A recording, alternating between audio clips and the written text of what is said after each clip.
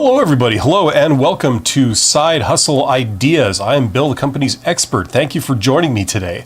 A big thank you and shout out go to my YouTube channel members. You guys are awesome. My Patreons, some of my super thanks donors. You guys are awesome.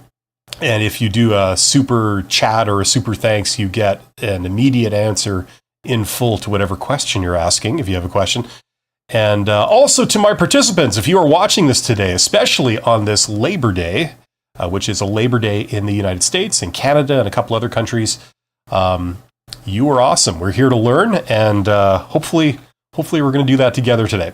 So, the title of this episode is business school worth it? Should you get an MBA? Now, we're talking about this within the context of if you want to start a side hustle or you want to start your own company. If you're fancy being an entrepreneur, does this make sense? Now, there's a lot of people that would go to business school, because they want to have a conventional career or they want to get promoted or something like that. Maybe that's what's motivating them. But today we're going to be talking about this from the context of if you want to do your own business. What's best to equip you to be successful at doing your own side hustle or full-time business. So that's what we're going to be talking about. But first, we're going to briefly talk about how financing works. Okay, the different types of financing. So if you've ever thought about doing your own side hustle or your full-blown business and are wondering how you can get money to do this, to assist you, that's what we're going to be covering today. This is a very hot topic for people that are thinking about going into business for themselves. I think it's a lot more hyped up than it really needs to be. People seem to think it's a central issue when starting your own business. And really it isn't. A lot of people think it is, but really it isn't, especially in this day and age. But we're going to get into it for the people that are interested in that. Is there anything else I need to say? Any other public service announcements? Buy my merch. I'm just kidding. I don't have any merch. Maybe I should get some merch. What do people sell? They sell like t-shirts, coffee cups, right? They sell a coffee cup. I could have a coffee cup. I don't know what it would say. Maybe on one side it would say, "Get me New York!" ! Or something like that. And on the other side it has my face. Let me know in the comments if you would like to buy something like that. If you would buy that coffee cup. If you are seeing my face, you should see a chat box nearby, whether you're watching on your phone or your computer or any other device. It should be somewhere nearby. This is, after all, Q&A, so I'm going to be taking questions. So if you are struggling with something or wondering something, as we go, I may take a couple of questions, but I'm going to be mainly taking those later after we cover these two topics. What would be cool? A coffee mug with my face, not on the side of the coffee mug, but on the inside of the mug at the bottom. So you drink the coffee, and when you drink all the coffee, you see my face staring at you at the bottom of the mug. That would be cool. Let me know if you would buy that, and I'll get right on it. Okay, here we go. We have 10 people here. Thank you for joining me today. Especially on this holiday for most people. Okay, so first topic of the day is how financing works. Now, what does financing mean? It means money, essentially. How to get money with which to start up your business. That's what we're talking about. I sort of knew this in practical terms from being an entrepreneur for quite a few years and being in business.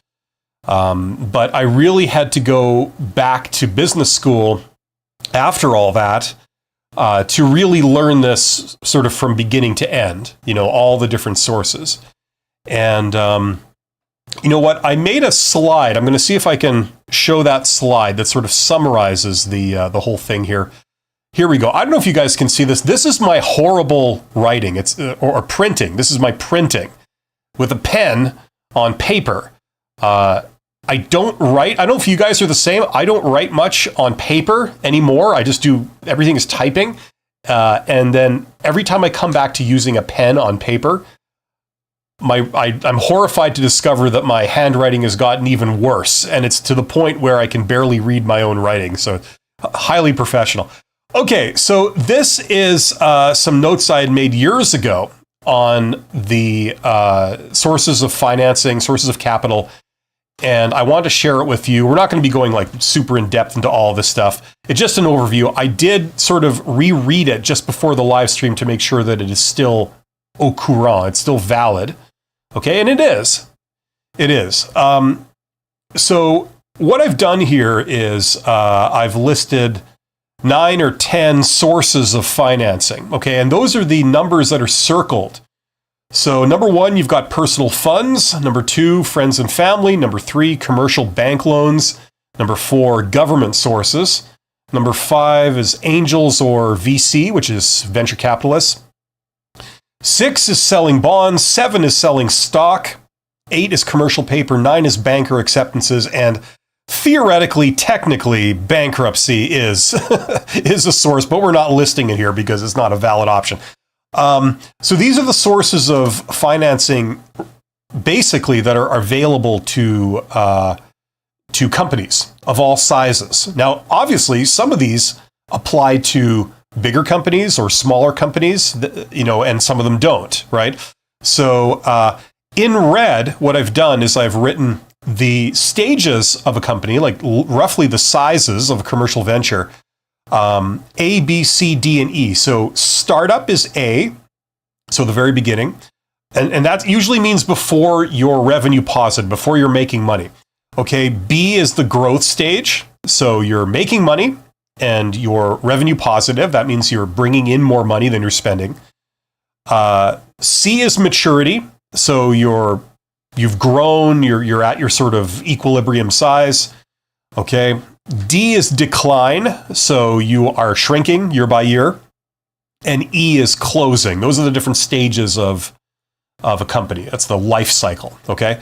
Now, we're going to be talking mainly here, obviously, about only the first 2 stages, the startup stage and the growth stage. So that's stages A and B. And really, that sort of disqualifies most of this page, okay? So options 6 and onwards, all the stuff down here at the sort of middle and bottom of the page, those aren't really practical, viable options for companies in the startup and growth stages. Okay, so we're going to be talking about just the stuff at the top here. And what I've done is I've blown that up here. Okay, so we're just simplifying this a bit. And let's talk about this. Okay, so you want to raise capital. What are the sources of capital? Now, for those who are just sort of novices coming into this, the word capital means wealth. That's what it means. Now, informally, in a lot of circles, people interpret that word as money, as cash.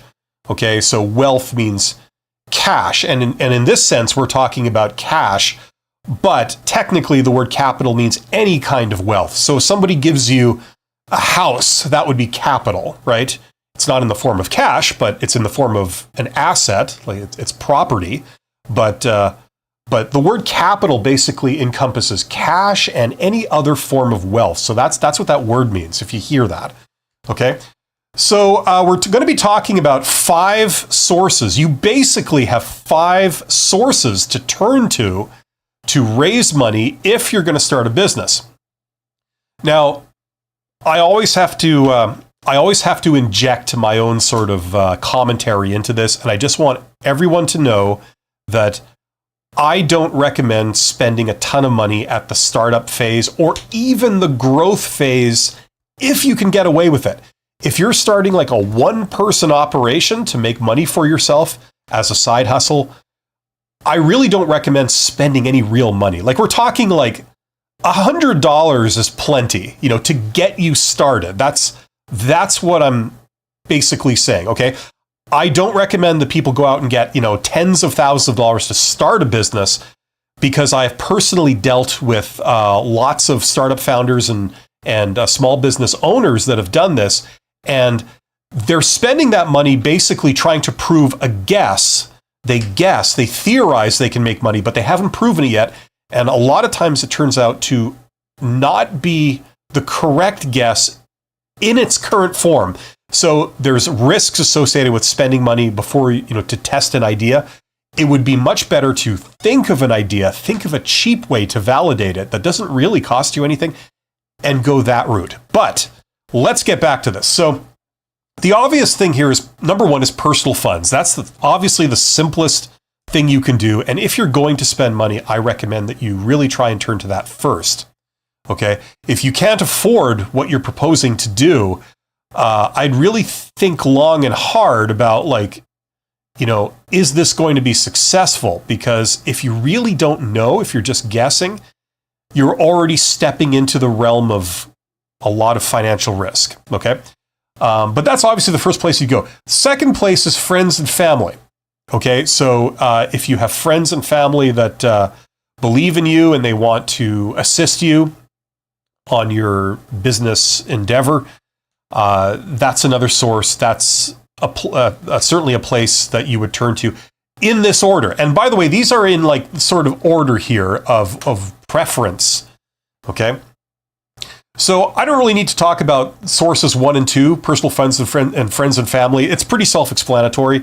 I would recommend doing both of these in a very informal way. I wouldn't make friends like official investors or family official investors. That's just me. That's just my preference.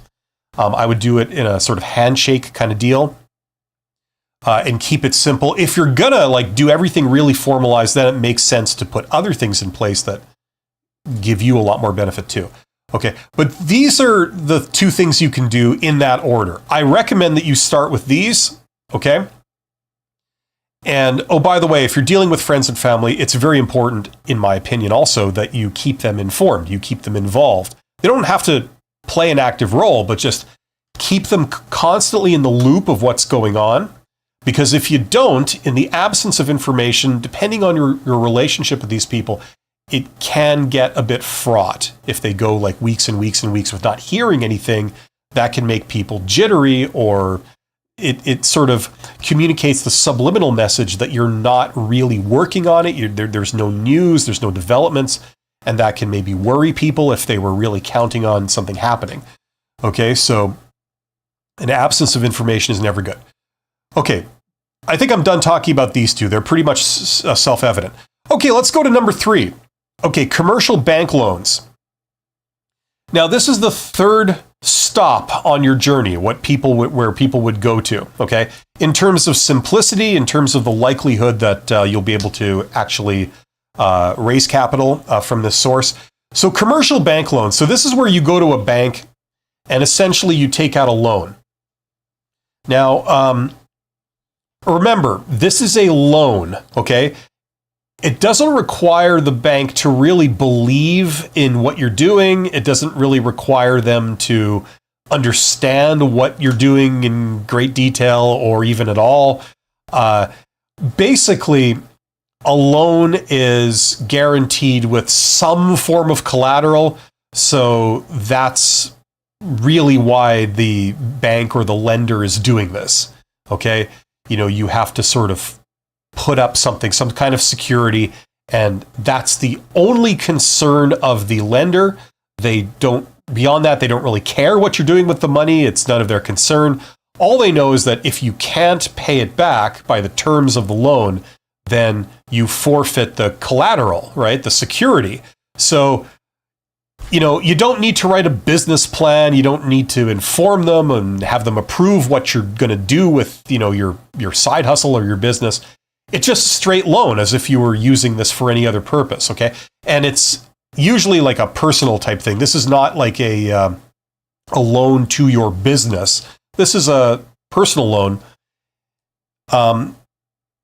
You could decide to incorporate your company and try and get a loan, not to you personally, but to the incorporated company. But that's a whole other thing. That's quite hard to do, actually, when you haven't made any money and you're in the startup phase. We're talking about the startup and growth phases here. So the way you would do this is you would take a loan out that's loaning it to you, not your business, and you would put up some kind of personal security, so like a car or a house or something like that, right?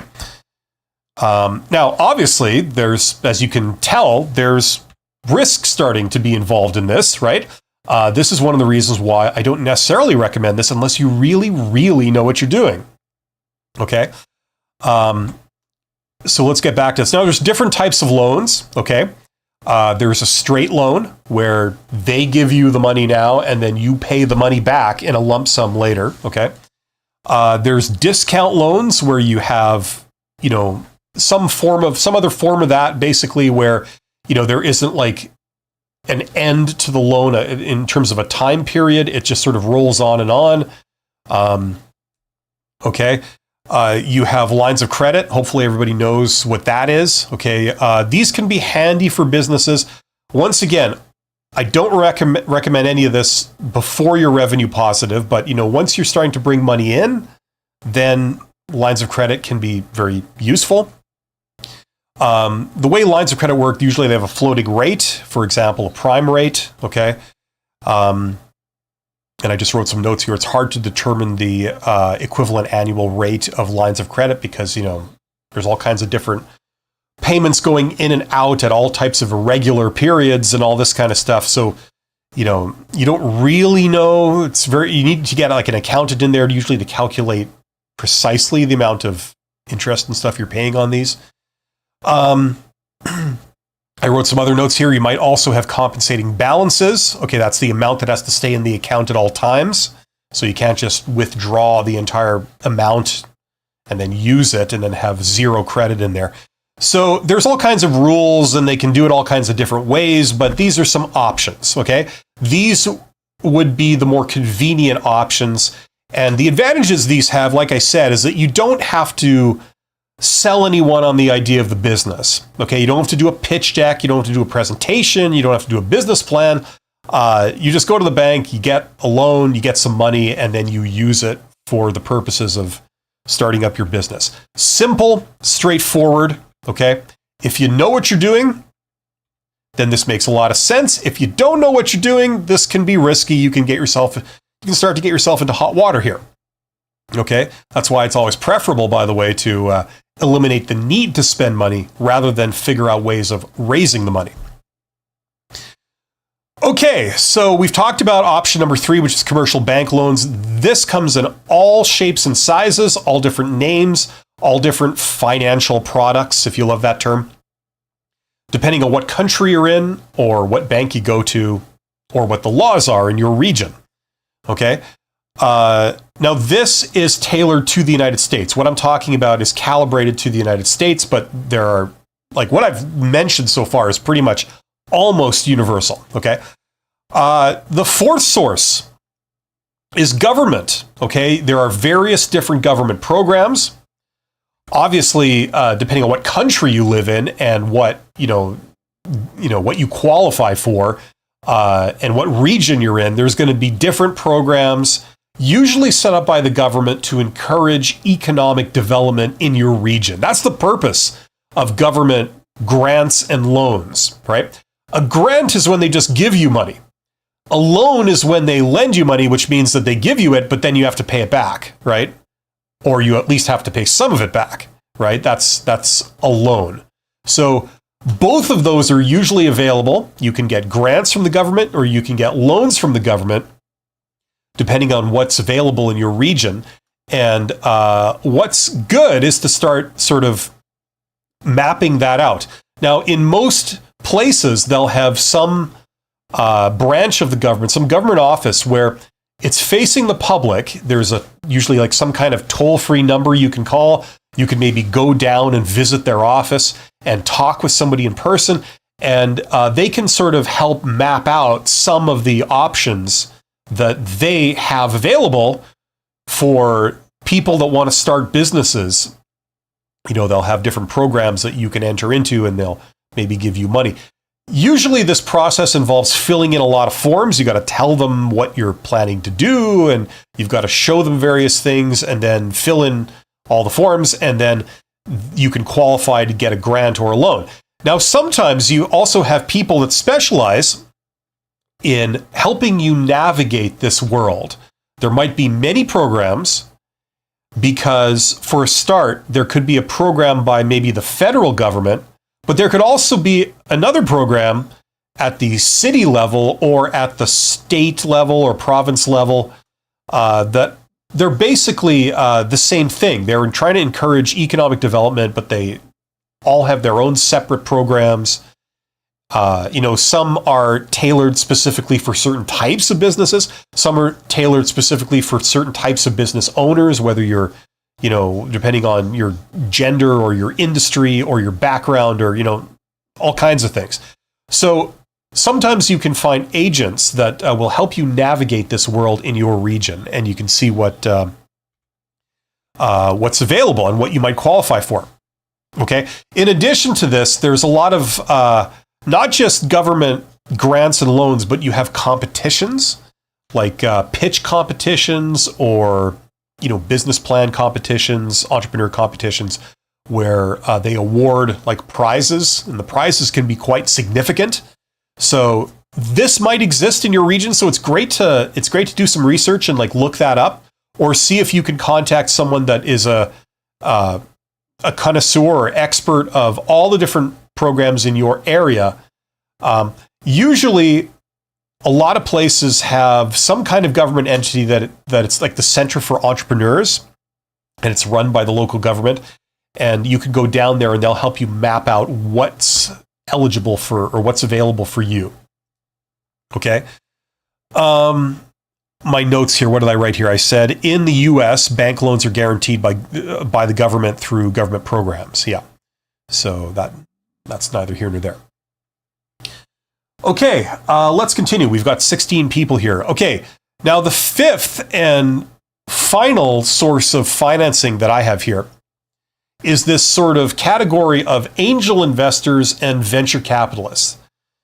Now, for people that don't really know this terminology, those two are basically the same. They have the same function. They invest in higher risk things like startup companies, okay? Angel investors are people who invest their own money, and venture capitalists they're like an extreme form of banking in a way. They invest other people's money. And the way that works is, you'd have a venture capitalist who encourages some very wealthy people to sort of put all their money into a pool. Okay, so they pool all this investment money. And then the venture capitalist, he's like a fund, he or she is like a fund manager. And so sort of like a banker, but what they do is they look for investment opportunities that are very high risk, they might specialize in certain types of businesses depending on, what this particular venture capitalist is trying to do. Maybe one will invest in tech companies, another one will invest in agriculture companies. They'll have different sort of areas of specialty. And what they do is they assume a very controlling role. They'll approach you or someone else and they'll say, we'd like to invest in your business. But basically they attempt to really almost take over the business, and they almost end up being your boss. Okay.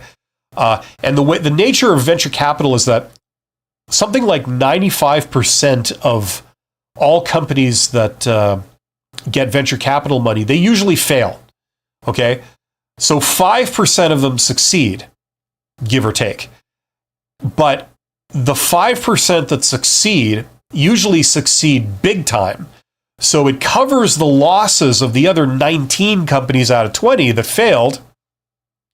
And the venture capitalists and the investors that invested in the venture capitalists fund, they still make a profit. Okay, so they're usually interested in companies that have potential for very high growth. Companies that within a year they can sort of go from, 1 to 50, and then in year 2 from 50 to 10,000 or something, like that type of exponential growth. Okay, so that's usually how VCs work. VCs are more like bankers. Angel investors are more like wealthy experts. Okay, let's just look at my notes here. Let's see what I wrote. Okay, so first of all, angels and VCs, usually short horizon. So that means they're not looking to be long-term investors. It's usually just a couple of years.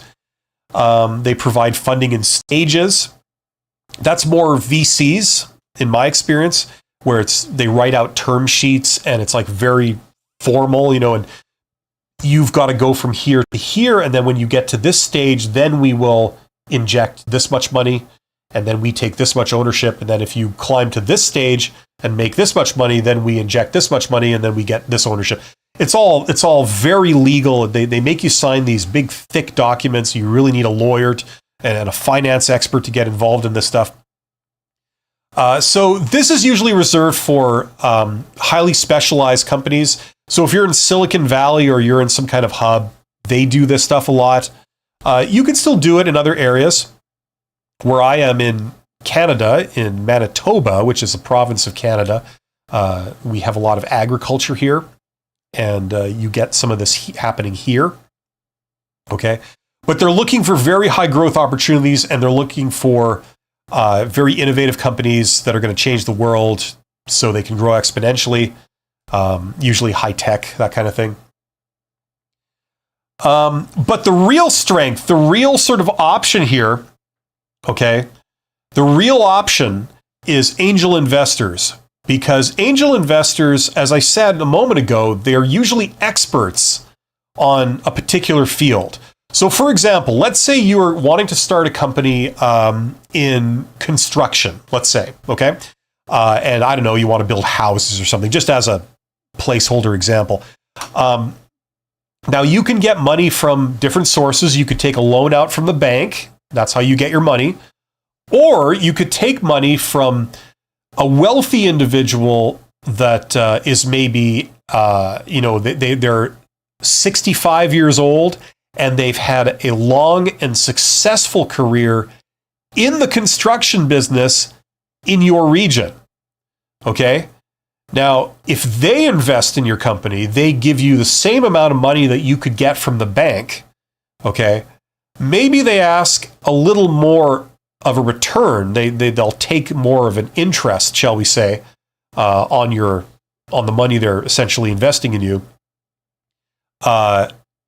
It's worth it usually because now you've got sort of an expert advisor on your team. Okay, they're investing in you, so they want you to succeed. So if you call them up and say, hey, in order for me to succeed, I now need to partner with a land developer or something. Do you know anyone? And the angel investor will say, oh yeah, me and Jerry go way back together. Jerry owns this land development company. I'll give him a call. I'll tell him to expect your call and that he should seriously consider working with you, because I'll tell him that you're working with me on this venture and he knows me, right? And when you talk to him, make sure you mention this, right? So it can be very, very useful to have an angel investor on your team if you're trying to do something. Okay, and that's where the real value is. They can open so many doors for you. They're the voice of experience. They have the connections. They can give you all the pointers, this kind of thing. So that's where the real value is. So even though angel investors in general, they'll take a bigger cut than, say, getting a bank loan or something. It's still preferable than getting a bank loan because they can all but guarantee success in your venture, depending on what you're trying to do. Okay, so that's what an angel investor is. There's someone who's been there, who's done it. They're now rich, and they're investing in companies and businesses in the field that they know, right? And that can be very useful to have. Okay, so I've written here, angel, you have individual or group expertise. Okay, and I got the sun in my face here, so this is hard to read. Do for their financial strengths and contacts. Yes, I basically said that. Oh, I'm sorry, I wasn't sharing my screen. So anyway, that's what I was talking about here. Angels, individual or group expertise. You do for their financial strength and their contacts and expertise. Okay, so that's my overview of sources of financing. That's basically it. All sources of capital are a variation of these if you're at the startup and growth phases. When your company grows, there's all kinds of other options that now become available, if you're a larger business. But for, just it's a sort of like 1 or 2 people size, these are basically your options. Everything is a derivative of these 5 sources. So hopefully that makes sense. That's the end of that topic. I see that Alex Rodriguez is here. Alex says, how about asking your current employer to finance your MBA or pay for it? It is possible. Okay, I know that some larger companies do that. Okay. Fruit punch. Always good for fueling your business discussion. Yes, you can. Some employers do that, but usually the reasoning goes is that if they're amenable to training you to get like an MBA or helping you get an MBA, presumably that can be applied to your current role or your career at that employer, right? So if they have a program to do this, or it's a well-known thing that they've done before where they've helped other people get their MBAs, definitely that's a thing that, you should definitely ask about and find out who within the organization would be the person to talk to. What's a really good way to do it is to get your boss or your boss's boss, get their support first. And then there usually will be somebody else that you have to talk to for all the nitty-gritty details. Usually somebody in HR, somebody within the training or succession planning, part of HR that does all that kind of stuff.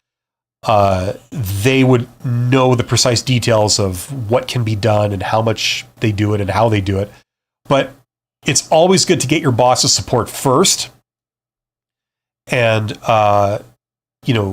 you will have to micromanage it usually, but it's good to get, your boss on your side, so that sometimes the way it works is you talk to your boss one-on-one, and then if they're okay with it, you then do a thing where they place a call with you in the room to the appropriate people in HR that can help, actually get the ball rolling on this. Something like that. That's usually the way of doing it. However, a lot of employers will not be okay with this, because unless there's a pre-approved use of an MBA for you in your current company, they're not going to go for this. The other aspect of it is that usually when they do this kind of thing, they make you sign an agreement that says, once you get this training, you're not going to leave the company for like X number of years. Or if you do, you have to pay back some of the admissions cost. Okay? Because they want to make sure you're not just going to like take advantage of this, free money to get education and then bail, right? The fact that like I was at the head of a company that we really had a problem with this, because what would happen is that a lot of people would come to companies, especially companies that help them get trained, right? They would subsidize their education or their training, or they would train them in-house. So we had a problem where the employees would come and take advantage of that. But then as soon as they got trained, they would quit and go work for the competitor who doesn't train their own employees, right? And because they don't train their own employees, they can afford to pay them a little bit more, right? Because instead of taking that money and spending it on training employees, they take that money and put it in people's pay, right? So that way the employees would get the best of both worlds. They get free training from one company, and then they'd get the higher wage at the end. So the practical solution for that was you make the employee sign an agreement that says you're not going to quit for a certain amount of time. And, or if you do, you have to now pay back this amount of money. We're going to take that out of your pay when you leave, right? So there's strings attached. So just make sure that you've covered all these bases if this is something that you're interested in. Okay, let's move on to the main topic of today's live stream, which is business school worth it? Should you get an MBA? More fruit punch. I know some people are thinking of this. Now, listen, full disclosure, okay, I have an MBA, but the weird part is that I got it like after most of my corporate career was done. So I was a CEO and stuff before I had an MBA. Then I got an MBA, and that was weird. A lot of things I knew already, and or at least a lot of things I knew the practical side of it, which really helped. Okay, so I don't know what anything else I have to disclose. I've started several companies, and I have an MBA course, as you guys can see on the screen. So like full disclosure, full transparency here. But this is still a very important topic to discuss. If you are trying to start your own business or trying to start a side hustle, you want to maximize your chances of success, right? You want to give yourself the best chance. And I've got to stress something a lot to people, and that is that if you know how to do a thing, like say you're some kind of craftsperson or tradesperson, like you maybe you're a good mechanic, or you can work with your hands, and or maybe you're an artist, you can do sculpture or whatever, and you're great at doing sculpture, and you know that people can sell their sculptures for a lot of money, right? So you think, okay, I should go into business doing the thing that I know how to do. I know some people make a lot of money doing it. Why can't I? That's great. I applaud you for thinking like this. You're starting to wake up in a way. You're not just going to necessarily be an employee your whole life, working under somebody's thumb, taking the wages they give you. There are other cooler alternatives. This is one of them. Okay, so great. You're starting to think along the right lines, in my opinion. If you play your cards right, this can really work out for you. Okay? The thing that a lot of people don't know, however, is that there's a difference between, say, doing sculpture in its own right, like, say, in terms of the artistry or something. There's a difference between that and making money at doing sculpture. Those are two different things. For a start, one of them has the goal of it has an artistic type goal, okay? The other one has the goal of making money, okay? Now, what I'm trying to impress upon you is that those are two different things. You may be an expert in sculpture, but that does not necessarily mean you are an expert at making money from sculpture, right? We see this, look, let's play a fun game. Here's an illustration of that. Somebody mentioned to me recently the Hollywood director Michael Bay. Okay, now maybe you've seen some of his movies. I don't particularly like his movies, but they tend to make hundreds of millions of dollars. I think they're pretty bad, actually, a lot of them. There's a couple I don't mind, but I think a lot of his big hits, they're terrible movies. They're insulting to your intelligence. They're unrealistic. They're silly, but they're box office hits. Right? Now, my point is, here's somebody who may not be highly regarded as a filmmaker in artistic circles, but they are very, very good at producing movies that do well at the box office, and they make a lot of money. Okay? And I'm sure you could think of the opposite style of filmmakers. They might make incredibly awesome movies, but they're flops. They don't make a lot of money, unfortunately, for whatever reason. So they're two different things. So if you want to go into business doing something and you know a lot about that particular thing, great. That's a really good start. However, learning to make money is a different skill, and that's the study of business. So that's what we're talking about here. Okay, business is all about how to make money. That's essentially what it is. I mean, yes, there's other things there too. It's an oversimplification, but generally speaking, that's what business is. It's the study of how to make money. Okay, so when we talk about going to business school, we're talking about learning how to make money. What's important? What do you do? What do you not do? Right? So, as you can probably tell, I'm going in the direction of, usually learning business is pretty damn useful if you want to go into business, right? Number one, you don't have to learn everything the hard way.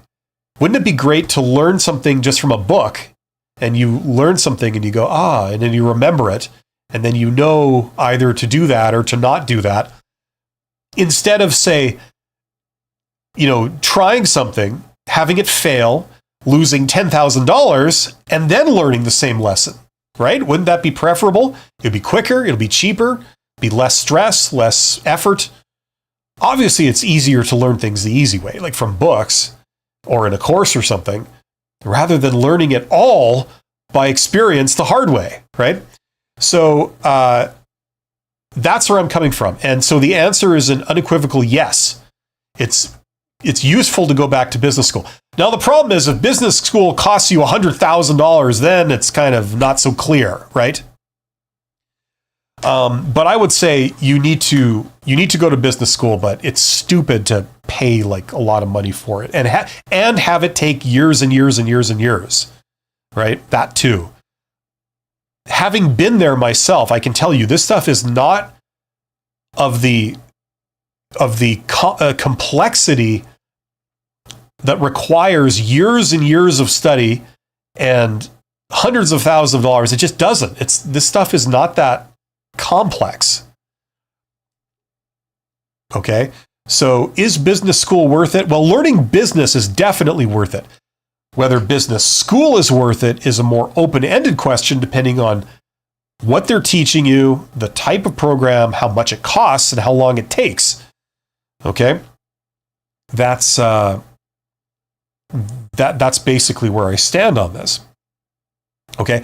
Now, let's define some things. What is an MBA? You might have heard of this. An MBA stands for Masters of Business Administration. It's essentially the qualification you get that shows that you understand business. It's a master's degree, okay? It's a bit of a weird master's degree in that you don't need a bachelor degree of business to take a master's degree of business in business.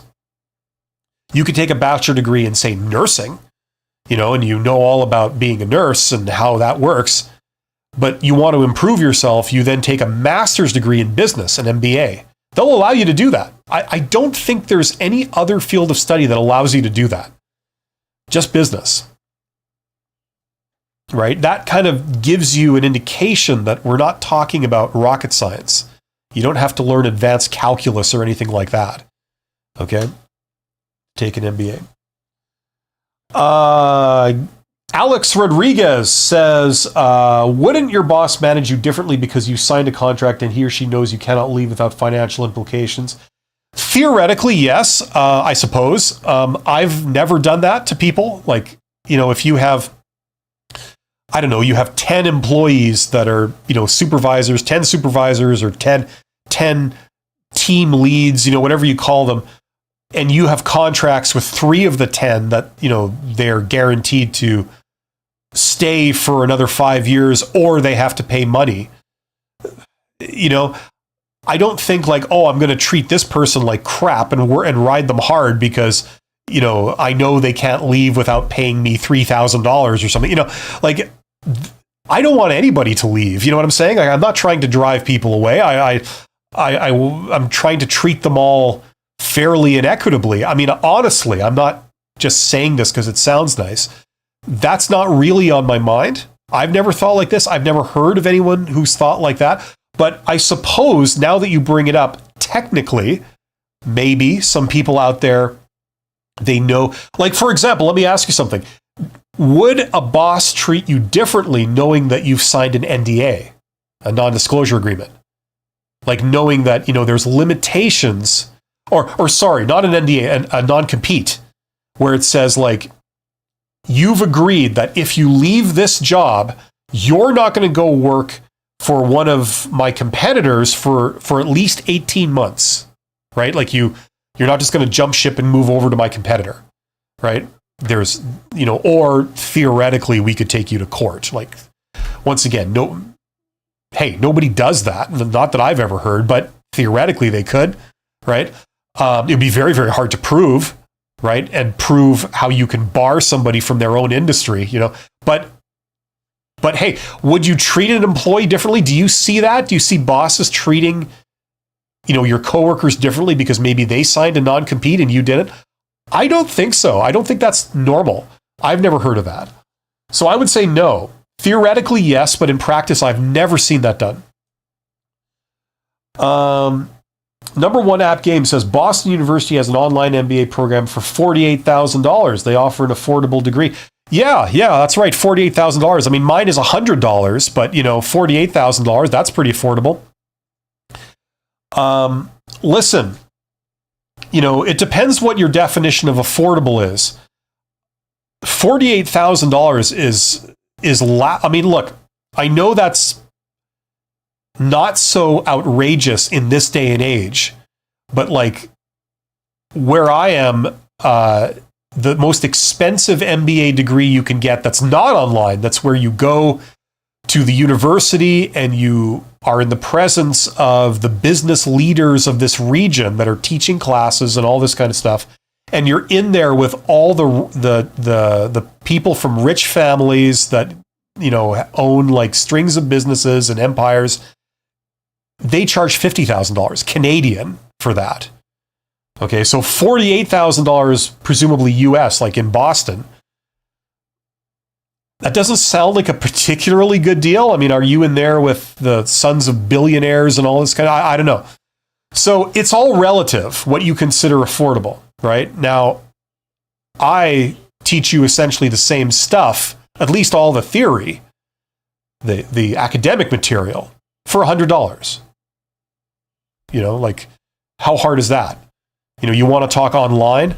I've taught online programs. I think it's silly. I think they should all be pre-recorded. It's silly to get people in my opinion. It's like doing these live streams. I could do a video that teaches you this perhaps a little bit better because I've worked on the video rather than always doing it live. The purpose of doing it live is to answer questions in real time, right? So it depends on what your goals are, and it depends on, what specific thing you're trying to get out of it. But let's get into this. Okay, so I was defining an MBA. It's a master's degree. It's the de facto sort of gold standard for knowing what to do in business, and it's recognized, okay, especially if it's from an accredited source, right? Now, what actually is an MBA? Well, all they do is they teach you courses, okay? So you take usually around 12 courses, and you'll have a course in each of the main areas of business. So like accounting, marketing, finance, organizational theory, economics, ethics, quality management, change management, e-business, things like this. And then it goes into a lot of specialties, right? Like you can specialize in different areas. You can take an MBA that specializes in accounting or an MBA that specializes in project management and so on. Okay, so that's all it is. It's a collection of courses, right? Now, why would theoretically somebody take an MBA as opposed to going out and working in a certain industry? Well, here's why. When you learn things from experience, okay, and I'm not knocking it because it's definitely required. You definitely need experience in a certain industry to really know what you're doing, okay? So I'm not knocking experience, but when you learn something purely from experience, by, say, shadowing a person, you follow them around, you see what they do all day, every day, you help them out, you hear all the information they receive, you attend all their meetings where they discuss things, you get their perspective. Does this qualify you to take over their job? Yes, it does. However, if that's how you've learned the job, the only thing you will know how to do is what has been done before. So if you're in a slow-moving industry where, 20 years ago, it was basically the same as it is now, in 20 years, you're expecting it to pretty much be the same as it is now. In those types of industries, slower-moving industries, that's usually sufficient to qualify you to work in a job. You can just follow someone around, learn their job, and then you can do their job. You don't need to go back to school, right? The problem lies in if that industry suddenly changes and all of a sudden the old things don't work anymore, the old ways don't work. Now there's new technology. Now there's a new economic situation or new laws or new competitors. Now you have to do something new. And that's when you run into problems because you don't know what might work. Now, if you've gone to business school and you know the theory, you would know, okay, in this type of situation, the solution is usually this type of thing. So even though I haven't seen that applied here ever, I don't know what it looks like specifically here, I kind of know what to do, right? I know what direction to go in. And all I'm doing is I'm following theory that I've been taught. But that theory was developed by the learning of thousands of people in many, many other industries across the board where they've applied this and they've studied it and they know that it works for this mechanism. And that's why they say, you should do this in that situation. And they have a lot of data and a lot of examples to back that up, right? So that's why the theory will help you. Okay. Now, if you're in a fast-moving industry, there's a lot of innovation. Things are changing constantly. Getting educated matters even more. Learning from the theory will be much more effective than learning from experience. Okay. That's the general rule. Okay. So that's why one would want, say, an MBA to become a manager as opposed to just putting in 25 years doing the same thing at a place and then qualifying to be the manager, right? Sometimes one is more appropriate, sometimes the other is more appropriate. It really depends, okay, on the situation you're walking into. I just want to say a couple of things first. To go even further, I would say that in order to be the boss, in order to be the manager and run things, it really, really, really helps if you've done the worker jobs. Okay? Usually, it really doesn't go well when you take someone who's never done the sort of supervisor level jobs or the worker level jobs and you make them the boss. Usually it doesn't. There are exceptions to that, but as a general rule, bad things happen when you put a boss in charge that's never done the jobs of all the people under them. They don't understand what those people do. Now, no one can do every single job. That's very rare. But usually you come up through one path. So at least you have depth skill sets in one area and you see what they do down at the granular level and you go up. So that really helps, okay? And then the first task you would have if you're made the boss is to get familiar with the what everybody under you does and try and get as familiar with it as possible. Okay, but there's really no substitute for having done it yourself. The decisions you will make are going to be generally pretty bad for your workers if you've never done those jobs yourself. That's what we see. It's not an opinion. The data has shown this. And when we ignore this principle, usually bad things happen. Okay, let's get back to some questions before I move on. Let's see. Theol Deng says, what is the total cost of all the MBA books or uses? Well, in general, okay, traditionally, like if you're paying like $100 a book for a brand new book in every class you're taking, it can run several $100s. Usually there's no need to do that. I don't recommend that. And I've done videos and I've even talked about this during the MBA course, in my own MBA course, where I actually talk about some value you get from using past editions, older editions of textbooks, because usually the thing that they change in a lot of textbooks overwhelmingly are the case studies and examples. So the body of the text is pretty much identical. If you're on edition 12, the body of the text is usually identical to, say, edition 4. They don't really update the text that much because the theory is the theory. They might fix typos, but it's basically the same. But what they do change is they might have an example on a full color glossy page every once in a while. And it will be a current example. So they'll talk about Apple or they'll talk about, OpenAI or something that's like very much happening right now. And they'll say, this is a great example of this principle. This company really knows what they're doing. This is a shining example of this, right? Well, it's funny because if you go back to older editions, they'll be holding up companies as shining examples of a thing, right? And we all know that those companies have failed. So they'll hold up BlackBerry or something and say, this is a company that knows what it's doing. They've got everything in place to set them up for the future. Now, we know with the benefit of hindsight that BlackBerry completely dropped the ball, right? They might hold up, companies that have totally failed. It's like those magazines, that would say, Enron, there's, the most admired company in America, right before they have a massive scandal where it shows that it was all a scam, right? So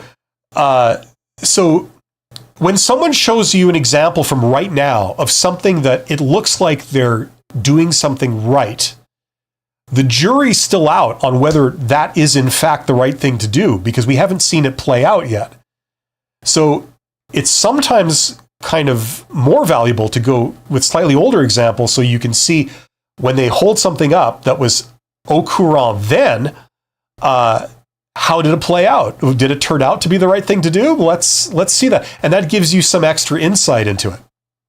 Okay, so my point is you don't necessarily have to pay top dollar for the latest edition of a book, in my opinion, and I don't require that in my course, incidentally.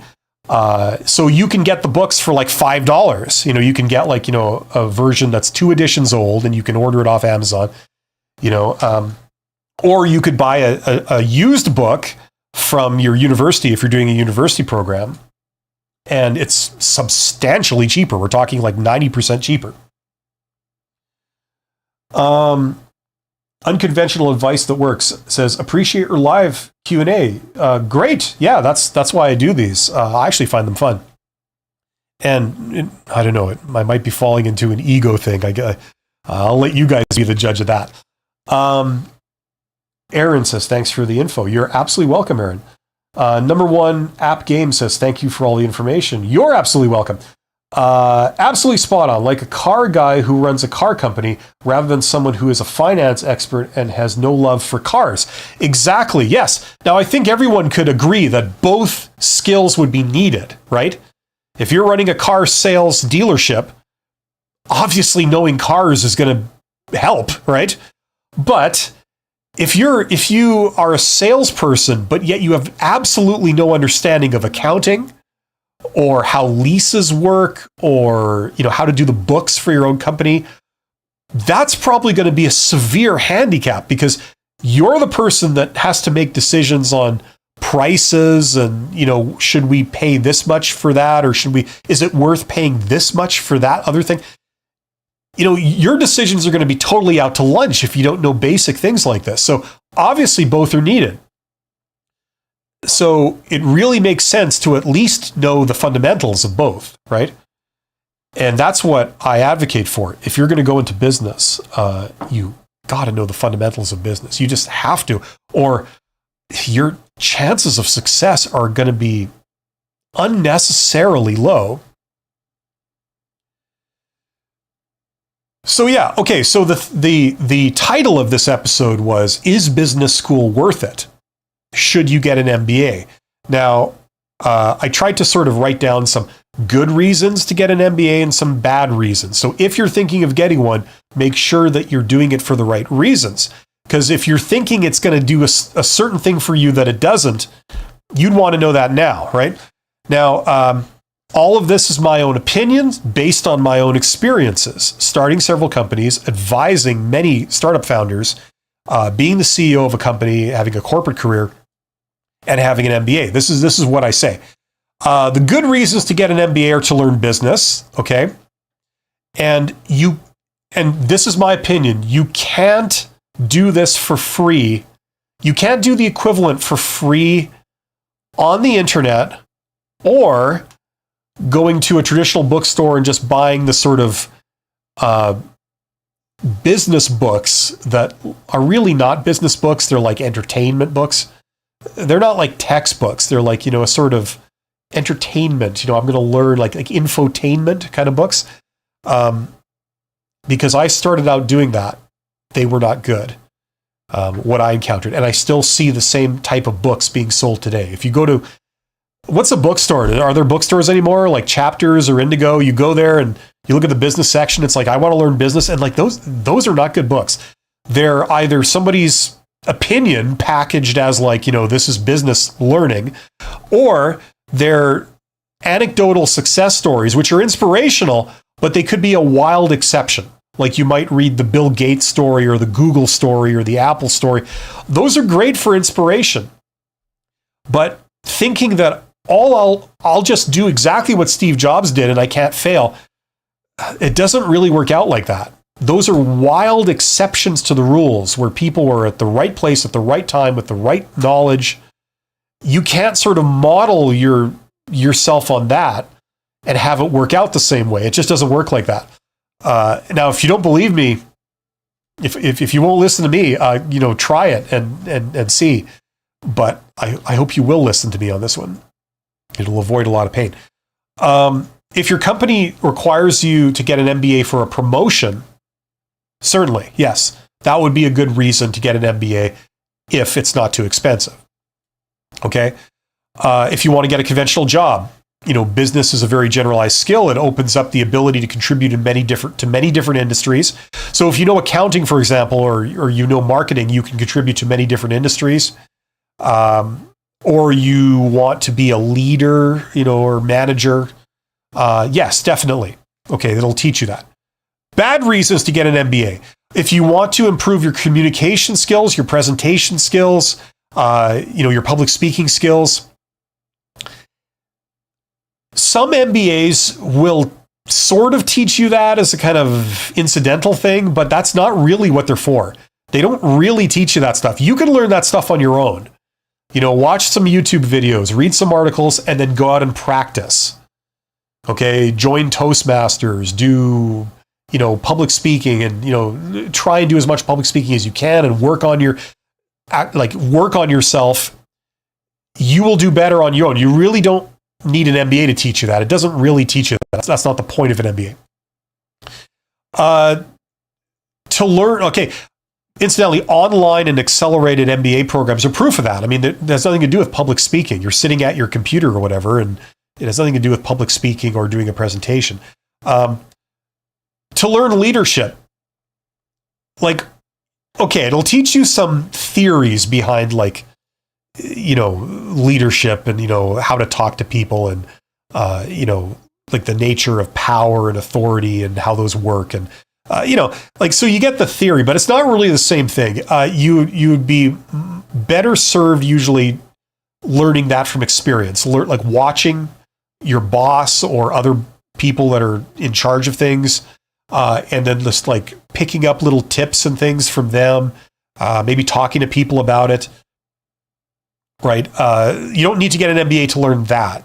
It will teach you the theory, but you need much more than the theory. Okay? Building a network, building a powerful network. Some people think that you can go to MBA school, like business school, and you will rub shoulders with all kinds of rich and powerful people, and that guarantees you a job. Not really.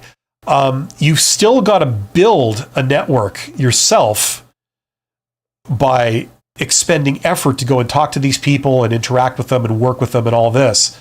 So you have to do that work whether you're in an MBA or not. So being in an MBA in itself doesn't automatically give you that. I think a lot of people are under the impression that it does.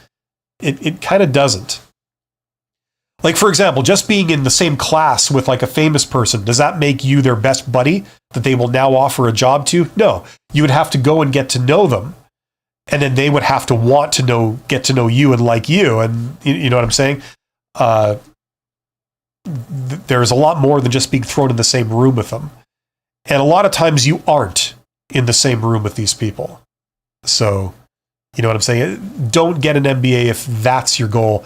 You'll most likely be disappointed. The other thing is that there's no guarantee of a higher salary. So don't go get an MBA thinking that it will automatically enable you to make more money. Sometimes it does, depending on the situation, but it's certainly not guaranteed. Okay, so these are bad reasons to want to take an MBA. Okay.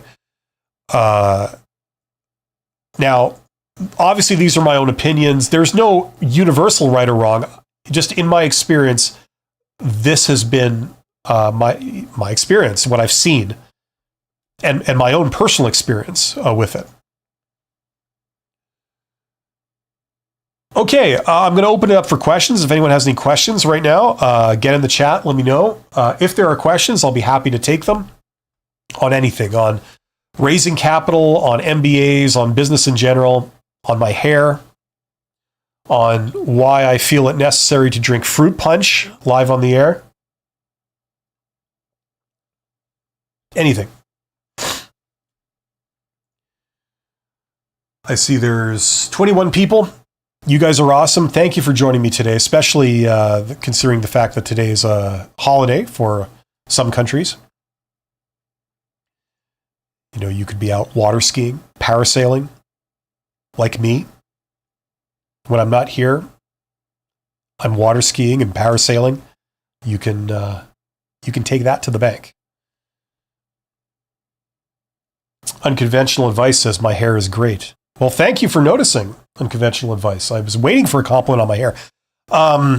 People don't realize this, but CEOs are actually just waiting for someone to notice their hair and to compliment it. And if they don't get that, bad things happen. You know, these people wield a lot of power, and that kind of letdown can be pretty hard not to project. You know what I'm saying? Aaron Leon says, I'm really into the stock market. Can I get a valuable MBA in anything for stock trading? Absolutely. If you want to understand the stock market, like this is how people learn the stock market. Take an MBA, specialize in finance. I have an MBA specializing in finance. So what they do is they teach you, the basics of finance. They like all the theory behind it, like why diversification is good. They teach you, stocks, bonds, options, all the different types of options, derivatives, all that kind of stuff. Then they teach you different areas of finance. You'll take a course in like foreign exchange, like FX, type stuff. And arbitrage and like all that kind of stuff. They'll teach you things like we talked about earlier, VC capital, how to understand term sheets and how to do valuations and things like this. There's a lot in there. So very, very relevant if you're going to be on the stock market or the commodities market or, money markets, like any of that stuff. You'll know all the theory behind it. The Black-Scholes model, the CAPM, like everything. So that's where all that stuff is. And then you can go outward from there. So, that would be a good source of that. Now, my MBA, I keep pointing in the wrong direction. So my MBA program, it doesn't specialize in anything particular. You get the sort of finance course. So finance. But what I do is I do recommendations for books, in particular textbooks, for different specializations if you want to go deeper. So if you want to go deeper into project management, I recommend a book. And if you want to go into the different areas of finance, I recommend books. Now, the books that I recommend, I'm pretty sure, if I remember correctly, I've read every single one of them. If I recall correctly, there isn't a book on there that I haven't actually read myself. So I know it's good. Okay, it's not some flavor of the month BS. It's trendy. It's like the books are written by legitimate people that are peer reviewed. They're the books that are used in university. So if you go take an MBA from Boston University or Harvard Business School, particularly Harvard Business School, they use some of these books in their program. So this is how you're getting the legitimate knowledge. Now, obviously, I'm not teaching it to you the way they are. You basically have to read the book yourself. And I give you a couple of videos that sort of guide you through it, that sort of say like, this stuff is more important and this stuff here is less important. And then I share some experiences from my time as CEO and like how you apply some of the stuff.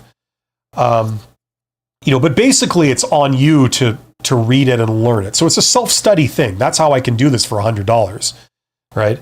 But the end result is what matters, and the end result is pretty damn good for $100. You're basically getting the vast majority of the value you would get from brick and mortar MBA. You're not making the personal connections. But then again, if you take an online MBA, I mean, are you really making the personal connections, that are really invaluable for your future career? I'm not sure. I wouldn't bet on it. Put it that way. You might, but I wouldn't bet on it. It's not a sure thing. So yes, stock market, absolutely. I see that your Get Hired course is also here. Are there any tips for newcomers in the country? Well, take my course. That's my de facto advice from beginning to end on how to get a job. And I don't just cover how to apply for an internet job and do a resume. It also opens up what is sometimes referred to as the hidden job market, where I teach you how to network on demand, how to discover all the people in your region that could potentially hire you, how to contact them, what to say, how to get informational interviews with them, how to put yourself forward for open positions with them. And, a lot of times these people are hiring, but they haven't posted the job publicly. So it just shows you how to do all of that. It's basically all my advice for how to get a job all in one place with templates, with, step-by-step, principles. Here's all the principles involved, blah, blah, right? And how to do interviews and how to write a resume and all that kind of stuff too.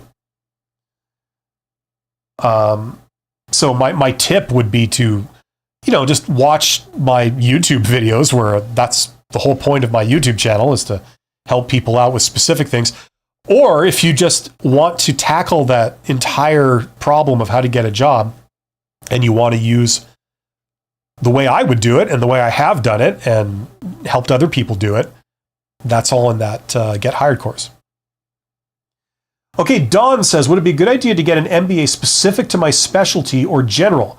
By the way, how many types of MBAs are there? They're coming out with new ones all the time. Like, there's been an explosion of new educational qualifications in the last few years, and in business school, that that applies too. So there used to be a couple of specializations. Like, for example, you could specialize in marketing, you could specialize in finance, you could specialize in project management, but it's really opened up. Now you can specialize in different areas of HR. You can specialize in quality. You can specialize in innovative thinking. You could specialize in, I don't know what they're called, but almost like the counseling, therapy, how to resolve conflict resolution and mediation stuff. Like, there's all kinds now. Personally, I like to stick to time-tested things. I'm generally a more conservative person. I don't jump on the latest trend.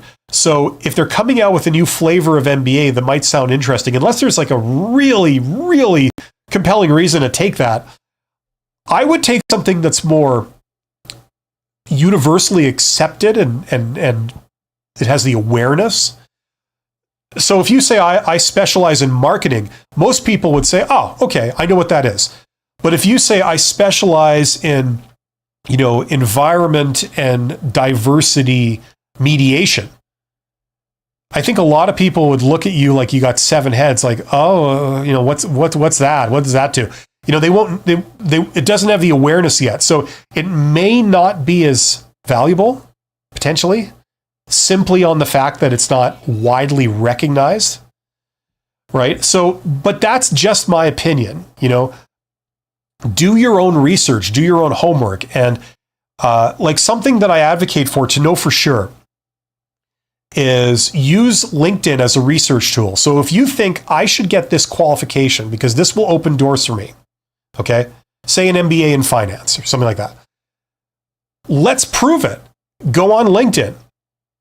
And, if they require you to pay $30 for a 1 month's subscription of the premium thing or whatever the hell or you could get the free first month of premium, just do that. And then do a people search. Look for that qualification in your region. And with a people search, it'll show you all the results, all the people that have that in their profile. Okay, so either they're currently taking it or they've already got it. Look at what jobs they're in. Look at their profile. Like what path is their career taken?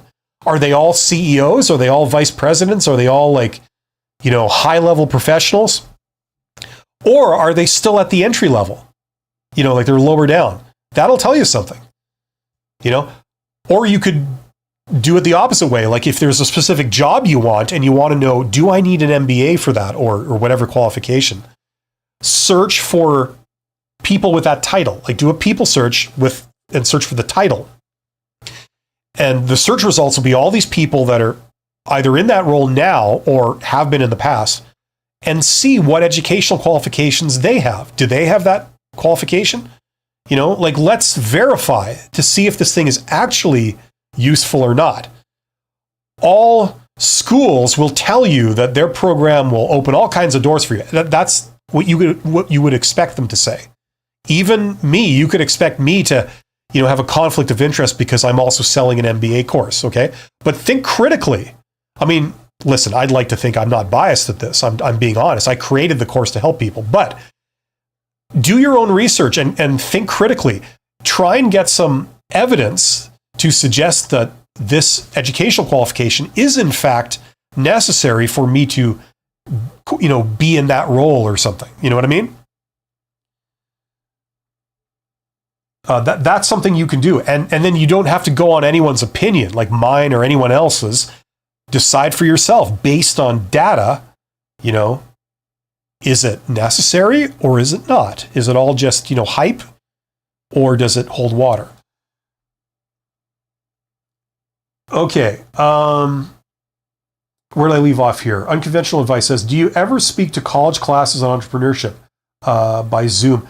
Not recently. I have done in the past, and I haven't done it over Zoom. I've done like sort of guest appearances where they bring me in. I mean, I've taught in business schools.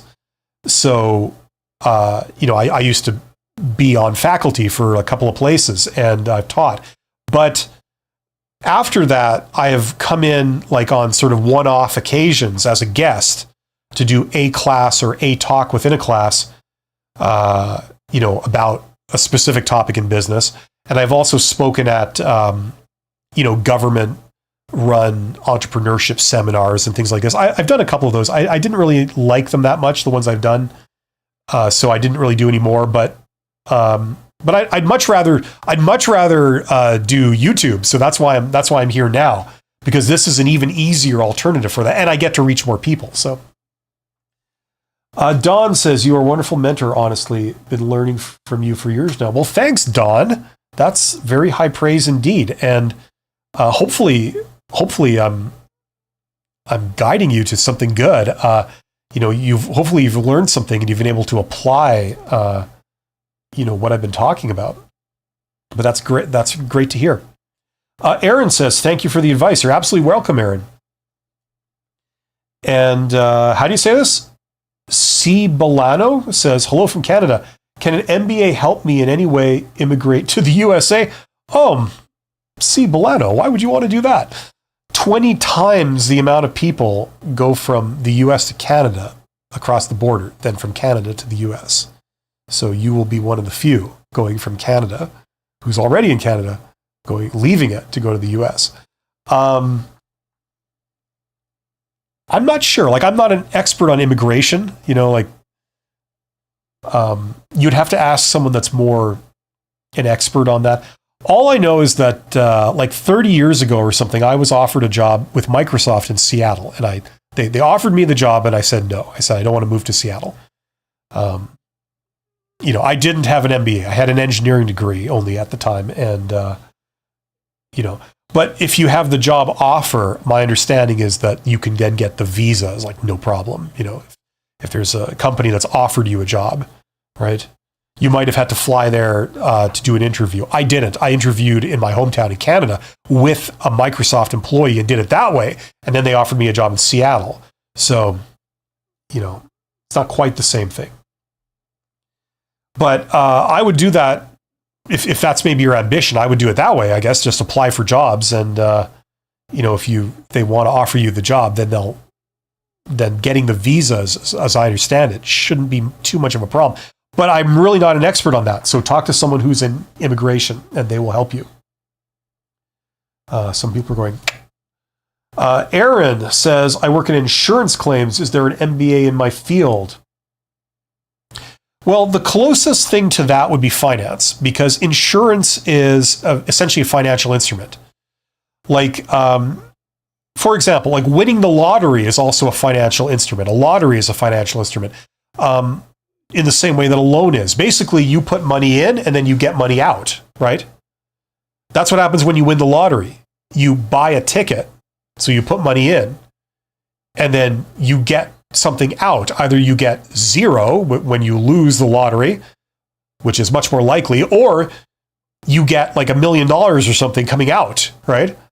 There's a chance that you might win $1 million, right?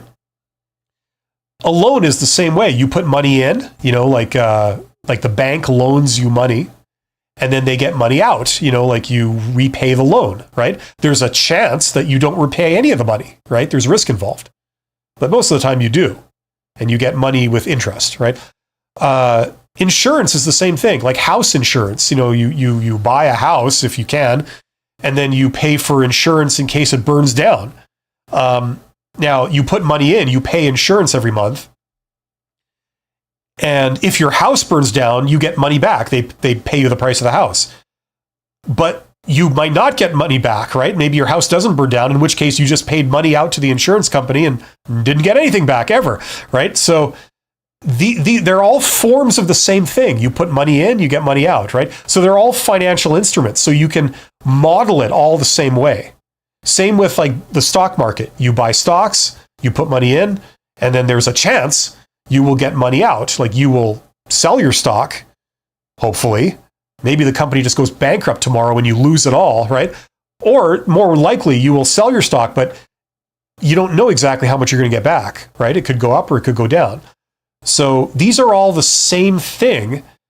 They use the same modeling principles, and you study them all together, really, right? So finance would be, I believe, the closest thing to insurance if you're going to get an MBA, right? An MBA specializing in finance would be directly applicable to the insurance business. Samp says, hey, Bob, are we in a housing bubble? Who are you talking to, Samp? Who's Bob? People around these parts just call me the company's expert. Either that or Your Highness will do. But I do prefer Your Royal Highness. So if you can address me correctly, I will be happy to answer your question.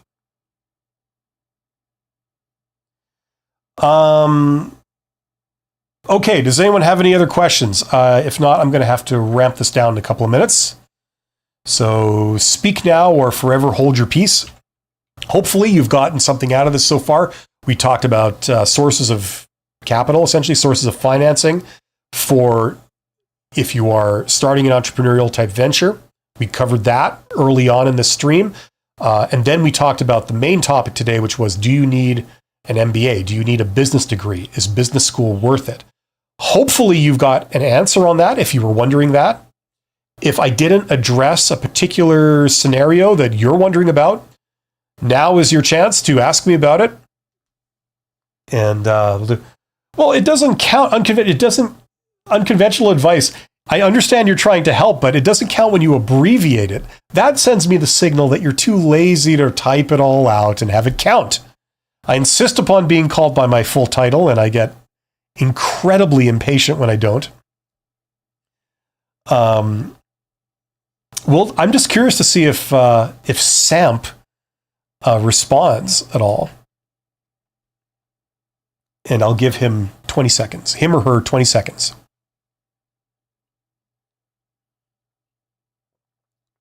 Ah, that's good fruit punch. So this is how you know you're getting old. You're not drinking like something regular, like coffee, Coke, something like that. You're into the fruit punch. It hasn't gotten to the point where I'm drinking prune juice yet, so I guess that's good. But, I think I'm on the way to it. Once this turns purple, then everybody can can have cause for alarm. Mick says, will there be a certificate for completing your MBA course? You don't get a certificate. I mean, you can print one up. You don't get a certificate. You get a sort of, like, listen, the thing is, here's the deal. There are no evaluations, there's no tests, and there's no assignments. And I've done it that way intentionally because I want people to be able to go as deep or as shallow as they want. If you just want to stick your toe in the water, get a sort of very basic idea of what all these subjects are, you don't want to study this for 3 years straight. You just want, like, in 2 weeks, I just want a good fundamental overview of like all the areas of business and how they fit together. You can do that. I don't require that you do it to the nth degree.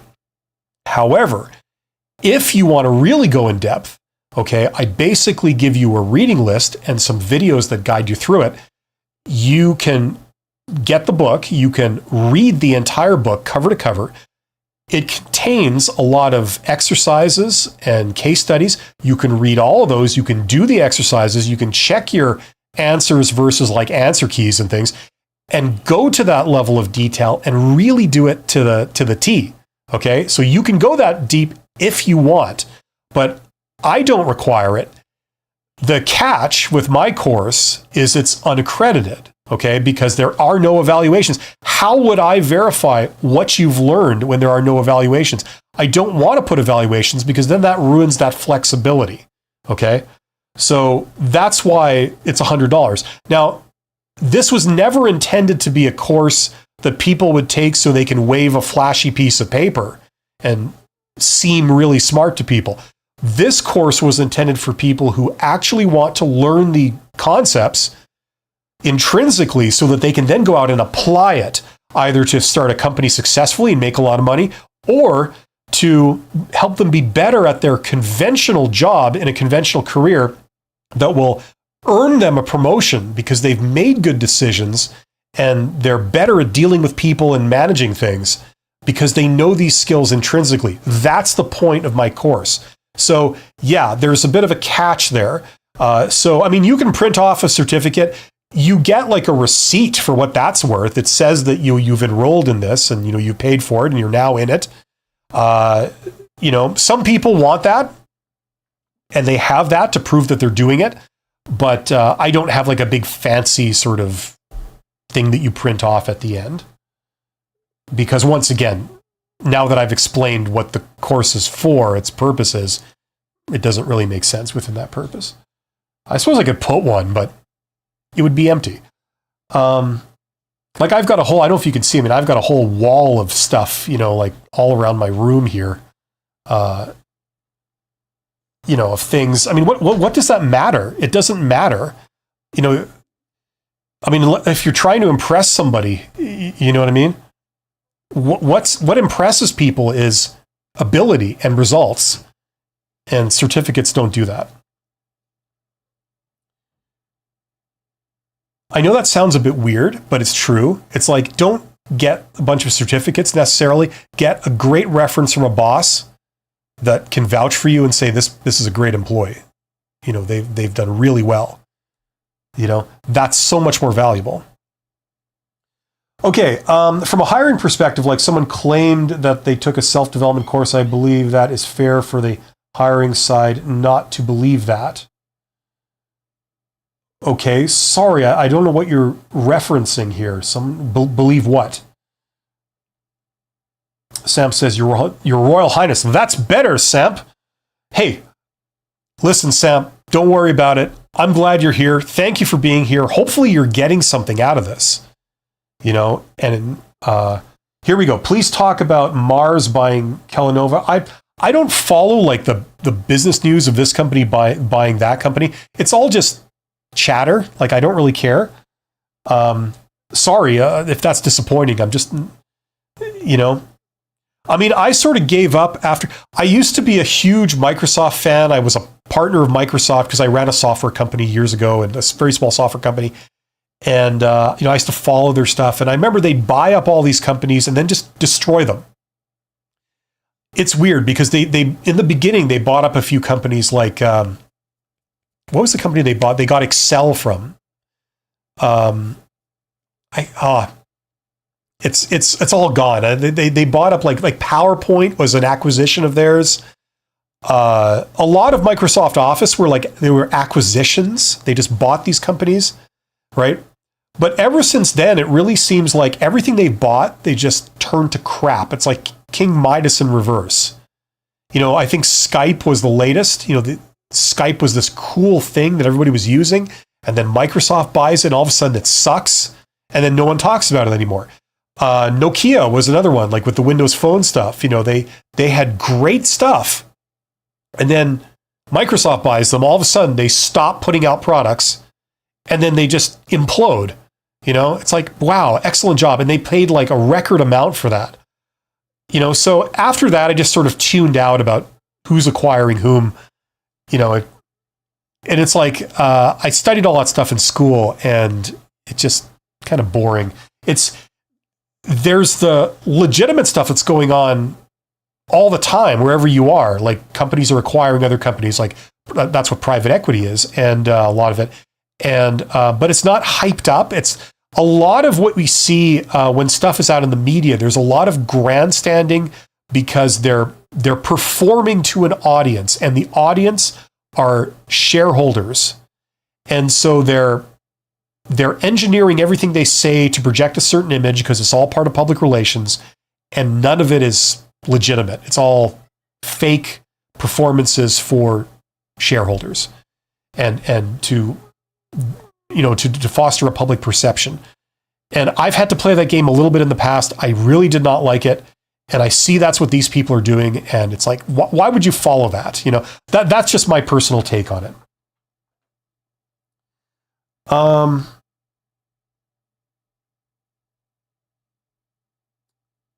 Okay, Dawn says, yes, Samp, as you should, deplorable. Okay, let's keep it civil. But we love Samp and we love Dawn. You guys are both awesome. Do you believe 9 to 5 is the way forward for everybody? Why do the government, make it so difficult to do your own thing? It's interesting, Sam, because just in that one sentence you've said, that leads me to believe several things about you and about your opinions and about your worldview. No, I don't believe that 9 to 5 is the way forward for everybody. It never was. It's the default way for a lot of people. And most people start out, like, unless your parents run like, a business empire or something, or you're just idle rich. Most people start out with that, and it's the default thing. Okay. And they don't really do a good job of teaching this in schools. They really don't. So it never was the way forward for everyone, and it isn't today, and increasingly so, it's not the way forward for most people. It is right for some people. There's nothing wrong with it, but for other people, they can achieve more on a personal level, on a financial level, by not being an employee and instead going their own way, right? If you have any kind of creative drive, like, you're an artist or a musician or an author or something like that. Like, obviously, if you can make money if you have a particular talent for it, and a lot of people might respond to it, or it could be really great. Obviously, if you encouraged it and tacked on the ability to make money with it so that you could do it full time and maybe make your fortune, of course, it's a good thing. So it's right for some people, but not for others. Now, as to your second point, why does the government make it so difficult for you to do your own thing? Like, listen, I don't know what country you're in and what region you're in and what industry you're thinking of doing. So it's hard for me to comment really specifically on that.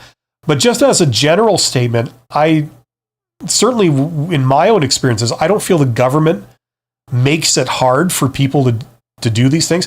If you mean that they don't give you free money to just sit around and try entrepreneurial ideas, like if that's what you mean by they make it hard, I kind of disagree. It is hard, but it kind of should be hard because in order to do that, you have to have certain skills. It's almost like being in the army. If you want to be in the army, you've got to go through boot camp. You've got to learn the discipline and the hard work. And you know what I'm saying? Like, if people say, well, I want to be a general, but I don't really feel like doing basic training and, learning all that stuff, marching or back and forth. Like, why do I have to? Well, you just don't get it. You have to walk before you can run. You have to have that ingrained before you can progress higher up. So in a sense, it's good that it's a little bit hard, because if it was too easy, then you get a lot of morons trying it that are lazy, and they're not willing to do what's necessary. They're not willing to work hard or to learn what they need to learn, or they're not willing to learn the lessons.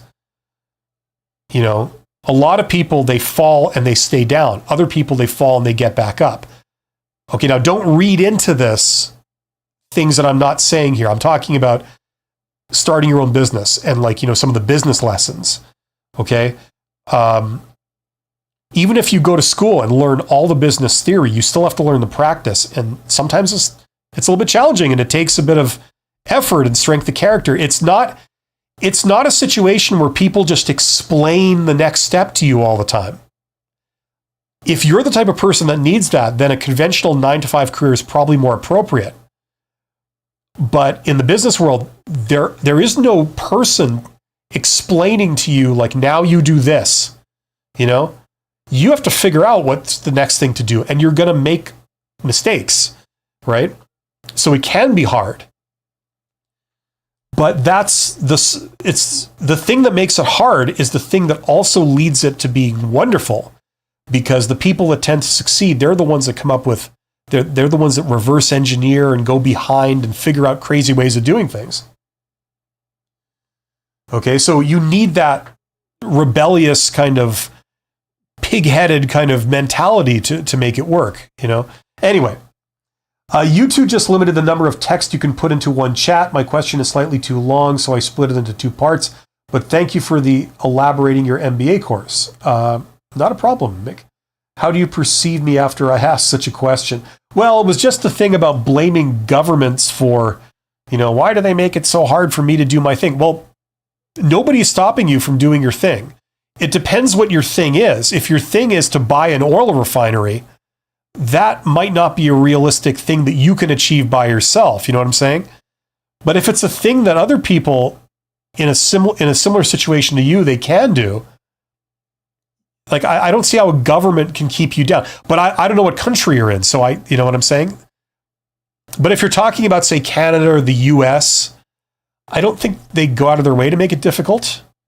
They may not help as much as they could, but they don't make it difficult. You can still do your own thing if you do the smart thing and know what the smart thing is and know how to do it.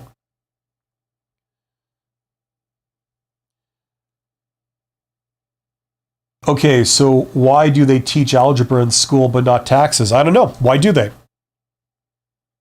Maybe you can answer that. Actually, as it happens, I have a lot of questions about why they do certain things in school and not others that I haven't got good answers to. Anyway, I'm going to be wrapping this up in about 30 seconds. Sam says, last time I told you I'd be a day trader, I told you that there was an algorithm booking process, but you said I'd lose my money. Okay. I don't recall that. The nature of trading is that there is no, like if you're saying that there's a simple formula or there's a formula for that guarantees returns all the time. No, the only time you would find that is if something improper or illegal is going on, because by its very definition, the stock market, bond market, money market, commodities market, all the derivatives market, all of that, it can't be predicted. If it could, then you would get people consistently making solid returns above what finance theory could predict, which is about, like, it maxes out at about 10%. So everybody always talks about that like a holy grail, because it's like winning the lottery. If someone could find that, then they'd make money hand over fist. But it's like poker. If you could always do something that guaranteed you would win every hand, and you apply it, let's say hypothetically that did exist, it wouldn't work eventually because people would stop playing poker against you, right? Anyway, it's sort of devolving into, a challenge of some of these basic principles. Anyway, I'm going to wrap this up. Unconventional Advice says, thanks for this on Labor Day. Keep up the great hair, Your Royal Highness. Top marks on conventional advice. That's awesome. You have said the magic words. No, there isn't an algorithm, Samp. Listen, all I can look, I got a master's degree in finance. There's no magical answer that will guarantee always an abnormal return. If that's what you're saying. If there was, the stock market would be hacked and then no one would play in it because, they would always lose against you. You know what I'm saying? It doesn't work like that. But listen, if you disagree, prove me wrong. Go out and do it. Pursue what you want to pursue, and best of luck to you. Okay, well, thanks everybody. You guys are awesome. I will be back soon actually with my other live stream called How to Get Hired, where we talk about hiring and employment. So you can stick around for that in 20 minutes, or I will see you again for entrepreneurial stuff next week, same time. Take care.